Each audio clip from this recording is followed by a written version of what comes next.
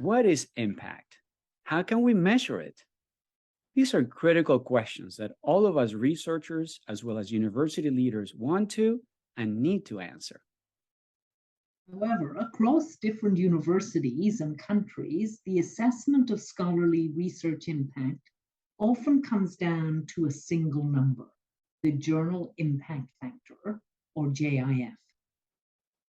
Are you a university administrator, researcher, or other stakeholder who wants to understand why we measure and reward scholarly research impact the way we do, and learn how we can make these processes better? Hi, I am Herman Aguines from the George Washington University. I'm Jackie Cole Shapiro from the London School of Economics and CSUSD. And I'm Ravi S. Ramney from Morgan State University. In our article in the journal Academy of Management, Learning and Education, we explain how to define and measure impact correctly. Our recommendations are based on practices in universities across the world, an empirical analysis of the impact of management journals, and also an empirical analysis of the impact of highly influential researchers. We also wanted to make sure our results and recommendations are applicable to many contexts.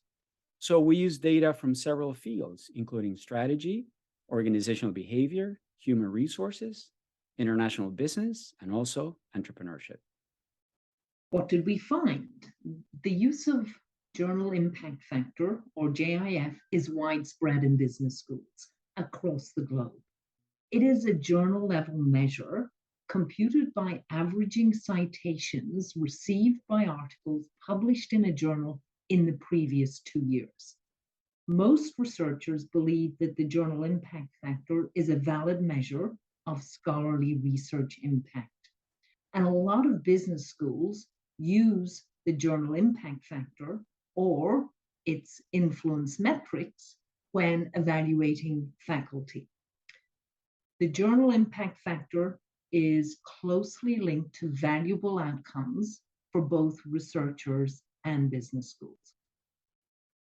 But despite its pervasive use, the impact factor is not a valid measure of the impact of individual articles and also of the impact of individual researchers. Why? We sometimes forget that the Journal Impact Factor is a measure of average impact. And this average is calculated based on articles that are very different in terms of their individual impact.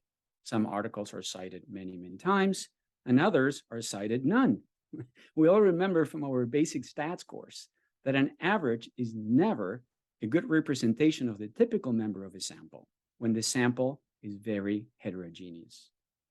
In the case of the impact factor, it is an average of articles with very different citation rates.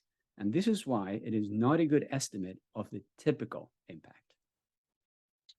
To illustrate the errors that can occur when we use Journal Impact Factor to evaluate individual level impact, we examined articles published in 8 widely cited management journals.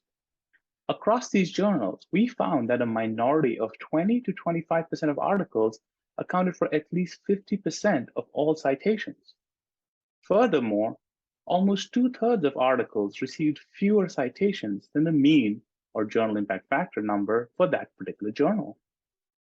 Similarly, when we examined 81 highly influential management researchers, we found that Journal Impact Factor misestimates scholarly research impact by an absolute value of 109%.